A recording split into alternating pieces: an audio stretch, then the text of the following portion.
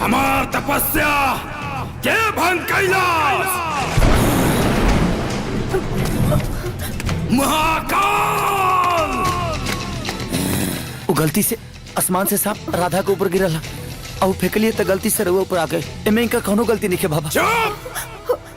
गलती गलती होला। ए मूर्ख लड़की, तू हमरा पे सांप फेंक के हमार तपस्या भंग कैले। आज हमारा अगर साधना पूर्ण हो गई रही तो हमरा के सिद्धि प्राप्त हो गई रही। महाकाल, तू इंसान होके जानवर जैसन व्यवहार कैले बाड़े। आज हम तोरा के श्राप दे रहल बानी।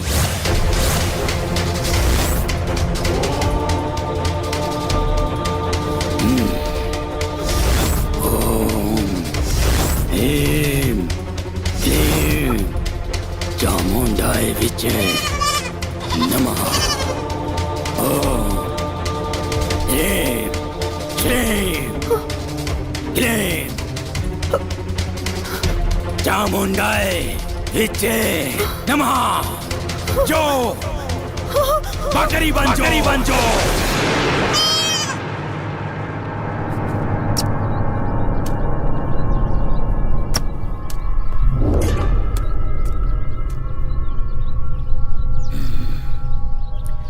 इका अनर्थ कर देनी बाबा, इका अनर्थ कर देनी। जवन गलती हमार राधा ना के ले रही, वो गलती के सजा हुआ हमारा राधा के दे देनी। ये अनर्थ हो गई बाबा। आप का हुई बाबा? राधा राधा राधा हम स्वयं भ्रमित बानी बच्चा। इतना अनिष्ट श्राप हमरा कंठ से कैसे निकल गई बच्चा?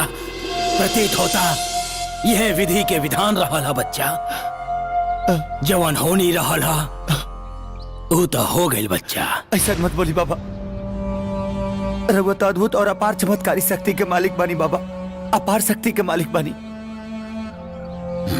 हमरा पर कृपा करी बाबा, हमारी राधा के पहले जैसे बना दी बाबा। असंभव, ये संभव नहीं खे बच्चा। जैसे धनुष से निकलल बाण और मुख से निकलल वाणी वापस ना होला, वही तरह हमार श्राप वापस ना हो सकेला। तो ठीक बा, हमरों के श्राप दे दी और चराग के भस्म कर दी। कैसे कि जब राधा ही ना रही है तो हम जी के का कर बाबा? हम का करब जी के? एक बिना हम ना जी पे बाबा, ना जी पे। राधा के प्रति तो हर प्रेम के प्रकाष्ठा के अनुभूति हमरा हो गई बा बच्चा। किंतु जैसे परमेश्वर के कोनो रूप ना होला बच्चा, वैसे ही प्रेम के भी कोनो रूप ना होला। अगर सच में तू राधा से प्रेम करेला तई बकरी से भी तोहरा वही तरह प्रेम करे के चाहिए। हम जानत नहीं बच्चा, तू जानवरन से बहुत प्रेम करेला, लेकिन ओकर मांस खाए में भी तोहरा बहुत आनंद आवेला। किसान के लगे जे साटाल वो काटाल। बहुत बढ़िया, मजा आ गई। मुर्गा पार्टी ना? मुर्गा हवे, बकरी है। उहे आनंद तोहरा के पाप के भागी बना देले बा। उहे पाप के प्रायश्चित करे के मौका ये ऊपर वाला तोहरा के देले बाड़े। बाबा जब ऐसा बात बना तो हम अपने पाप के प्रायश्चित जरूर करब और हम सब कुछ छोड़ दे और शाकाहारी बन जाए और हर जीव जंतु जानवर से प्यार करब तक का हमारा था पहले जैसे हो चाहिए ना। सूर्य के उदय होते ही ये बकरी बन गई है, लेकिन सूर्यास्त होते ही ये वापस राधा के रूप में आ गई है।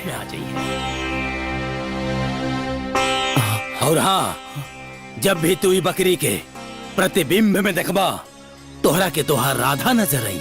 बाबा कहीं सच में हो जाई। हाँ, लेकिन हम अपनी राधा के कैसे पाए बाबा, कैसे पाई? हमार सूर्य साधना भंग भइला से तारा राधा के सूर्य दोष लागल बा। कार्तिक मास शुक्ल पक्ष षष्ठी तिथि के शाम के अर्घ और सप्तमी के सुबह के अर्घ तोहरा ये बकरी के साथे देवे के पड़ी। जब ऐसा बात बा तो हम जरूर करब बाबा, लेकिन काहो से हमारा राधा वापस आ जी।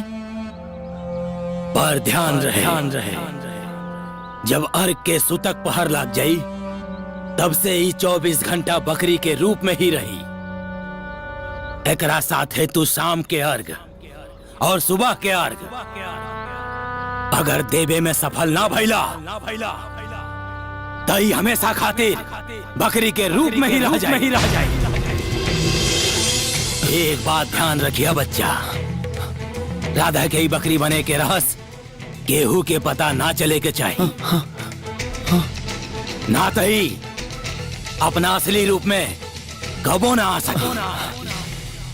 ना चली बाबा, ना चली। पता भले के रखती हमार अपन जान काहे न देवे के पड़े, लेकिन ये रहस्य केहू के पता न चले, केहू के ना। ये तुम्हारे कर्मों का ही फल है पुत्र। सूर्याय नमः। यो यद्वपति विजम लभते तादृशम फलम, जैसी करनी वैसी भरनी। ओम मित्राय नमः। ओम रवाय नमः। ओम सूर्याय नमः। ओम भानवे नमः।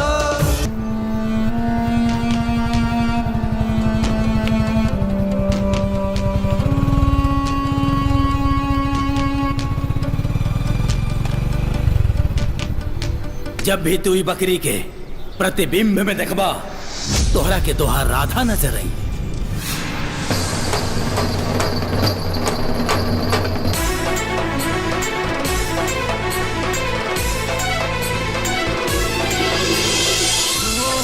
राधा बोल, बोल राधा बोल, बोल राधा बोल।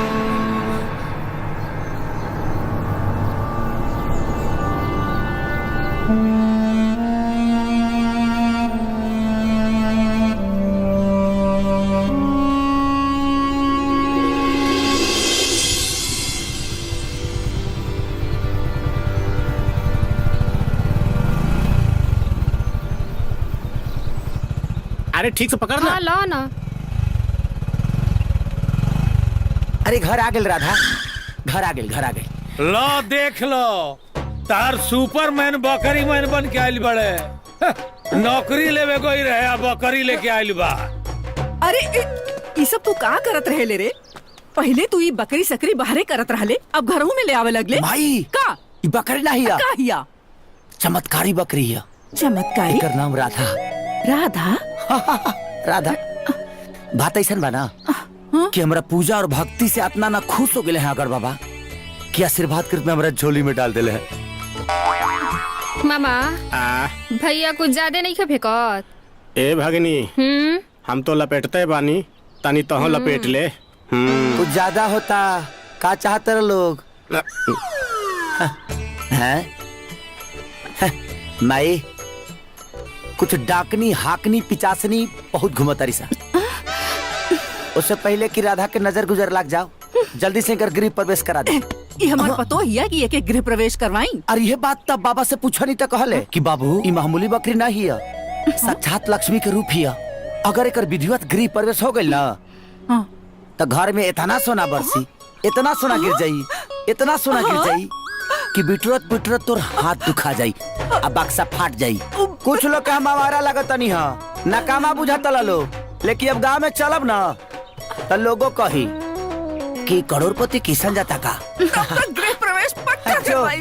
रुका होखे वाला करोड़पति ते चाहे बकरी रख, चाहे कुकुर रख, चाहे बिलार रख, हाँ। चाहे खेखर रख, चाहे सियार रख, हाँ। लेकिन घर के बाहर, घर के अंदर अलाउ नहीं खे। काहे ये घर खाली तारे हाँ? हाँ। ना घर में पधारा चमत्कारी बकरी, घर में पधारा माई बकरी ना राधा ओ घर में पधारा चमत्कारी राधा रानी, घर में पधारा। एगो कृष्ण भगवान रहन जे गाय चरावत रहन, एगो ही किशन बा जे बकरी चराई। अब तोहनी दोनों बजावा सन। राधा कहाँ बिया? भैया वो हो सकेला किशन से मिले गई होगी। किशन? कौन किशन? उहे किशन भैया जे पूरा जवार के सुपर हीरो बनत फिरता।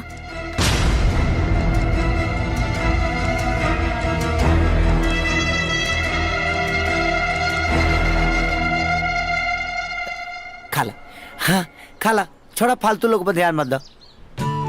ए भगनी, यही से कहल जाला हर बहे त खर खाए और बकरी अचार खाए। चमत्कारी बकरी हिया।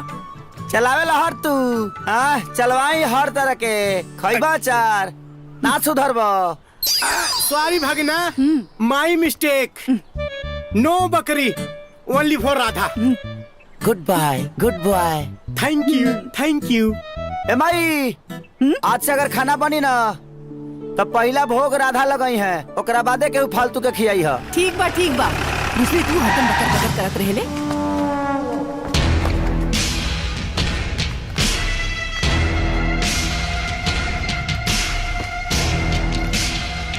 का प्रधान जी? ढेर ड्रामाबाजी मत कर, बताओ हमार बहन कहाँ बिया? अरे प्रधान जी, अरे हमरा कोनो बहन होई थोड़ी है कि बहन के बारे में जानता नहीं। अपन हीरोगिरी गांव वाला के सामने दिखाइए, हमरा सामने ना। हमरा के पता बाकी राधा तोहार दोस्त बिया। सच सच बताओ कि राधा कहाँ बिया? है देखा भी है राधा? ई बकरी? अरे प्रधान जी, हमारे बेइज्जती जितना करे के बाना तो कला बर्दाश्त कर ले, लेकिन हमारे राधा के बारे में अगर कुछ भी बोला ना तो ऊपर से लेकर नीचे ले पारा गर्म हो जाई हमार। मुंशी जी। जी सरकार। ये तो पूरा पगलेट बा हो। एकदम ठीक कर रही है सरकार। बकरी के नाम राधा रख ले बा। देखी ला। मेंटल। चला राधा ए तारो भाई कम खत्म नहीं खे। का कहत रहे रे? भैया तू तो कहत रहला कि तोहर राधा आ जाइए तो घर में बरकत होई, बाकी सिचुएशन देख के तो लागता कि बवाले होई। अरे करबे फटर फटर आए, जो फ्रिज में से पानी लेके आओ। राधा के दिमाग गरम भइल बा। दिमाग गरम हो गइल बा ना, तो ले जाके फ्रिज में डाल दी। समझा दे करे के ना तो हमारा हाथ से मर्डर हो जाइए। चुप रहा तू। भाग भाग भाग यहाँ से। भाग हाँ, भाग हट हट। का चाहिए तेरा? भड़ुआ मर्चा जाना काम करा अपन। जाता नहीं। राधा ममुआ के बात के बुरा मत बनिया, कैसे कि रड़ुआ बा, ओकरा का पता बा मेहरारू का मतलब का होला। चला तो तोरा के बाहर घुमा के ले आओ तनी।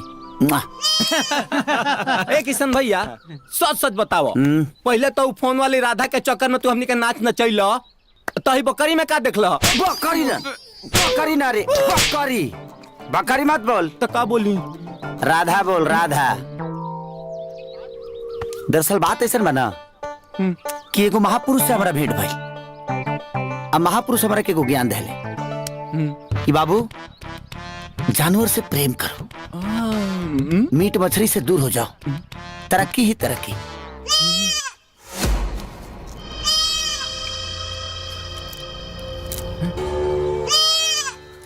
सूर्य के उदय होते ही ये बकरी बन गई है, लेकिन सूर्यास्त होते ही ये वापस राधा के रूप में आ गई है।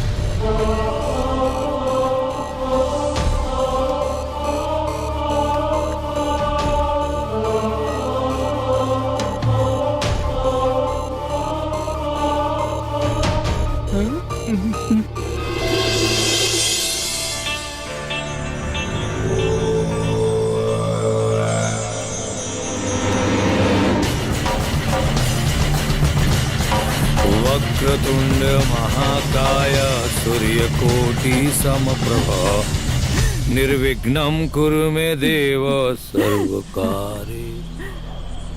अरे बाप रे बाप, होई देखा तारू सीधा बकरी लेहलस आ घर में घुस गई। अब बताओ लोग का कही जाओ ना घर में पूजा पाठ होला ओमे बकरी आ कुकुर रहे लागल। वाह, अभी कौन सा शौक पार लेलो दादा। अरे बकरी नहीं, चमत्कारी बकरी है। एक दिन रउआ देखा, ओकर चमत्कार से ना हमार पूरा घर जगमगा जाई। अरे वो कौन अलादीन के चिराग ना कि घर जगमगा जाई। घर तब जगमगाला जब आदमी कर्म करेला, माता पिता के सेवा करेला। ये कुकुर बिलार पालला से चमत्कार ना होला। चटनी खाए, हमरा दिमाग के चोखा बना के खा जाना। साजी के बेरा में घर में बकरी, चलो निकले कैसे। तोरे के कॉलेज में न की जैसे बात कर। राधा तो का तो राधा राधा माने चमत्कारी बकरी है। इज्जत से तनी बतियाओ, चल निकल हट। चमत्कारी बकरी, सारा पागल हमरे घर में बना सकारे। राधा, अरे राधा ओने कहाँ जाता रू? आए सब पागल उगल बड़ा सा ओने मत जा, ना तो रहे ना दिहा सतारा के। सुता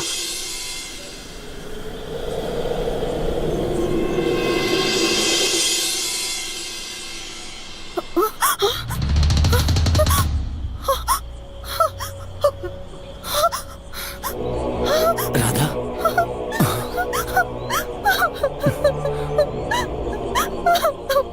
ये हमारा था।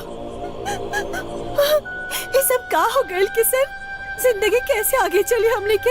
हम का सपना सजोले रहनी, अगर हम हमेशा खातिर बकरी बन जाए। राधा, ये सब कहा बोला तारू? अरे जो होके करे तो हो गई। शायद ये विधि के विधान रहे और एक काम के स्वीकारे के परी। ये सब तो ठीक बा, तू हमरा के ही रूप में कैसे अपनेबा? समाज के तू का बतेबा कि हमारा और तुम्हारा रिश्ता का बा? हम भैया के का जवाब दे? हमके तो कुछ समझ में ना आ रहल बा। अब हम घर कैसे जाए, का करी? सही तो बोला थिया, और समाज के जवाब देवे खातिर एक एगो उपाय बा। भैया के हम कैसे समझाए?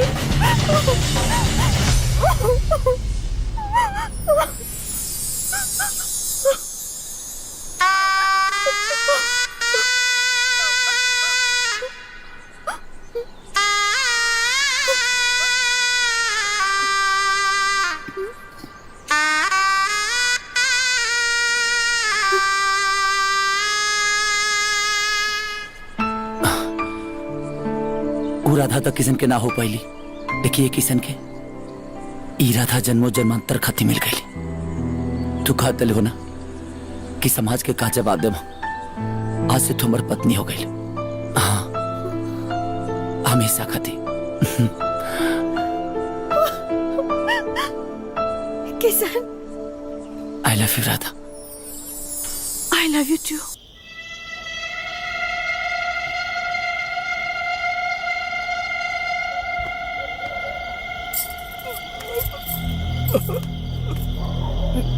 ए जी, राधा बबनी अभी ले घरे नहीं की आईली। राधा अभी ले घर नहीं है। ये तो हमरा भी बतावा तारे। सरकार, राधा बबनी के फोन आयल बा। कहाँ बाड़ू? Hello hello hello. हाँ भैया, सफर में बानी, नेटवर्क कटा था। सफर में? हाँ भैया, दिल्ली जाता नहीं। हमरे कॉलेज फ्रेंड ग्रुप के गवर्नमेंट की तरफ से ट्रेनिंग मिलल बा। ये सब तोहरा कहला के कोनो जरूरत नहीं है। चुपचाप घर वापस लौट आवा। का भैया, हमरा कितना पढ़ाने लिखौनी, शादी करके चूल्हा चौका करे खातिर। प्लीज भैया करे दी, हम जल्दी घर आ जाए। हाँ भैया, अगर हमार फोन न लागे तो टेंशन मत ले, हम खुद ही फोन करब। बाय भैया। हेलो राधा, राधा।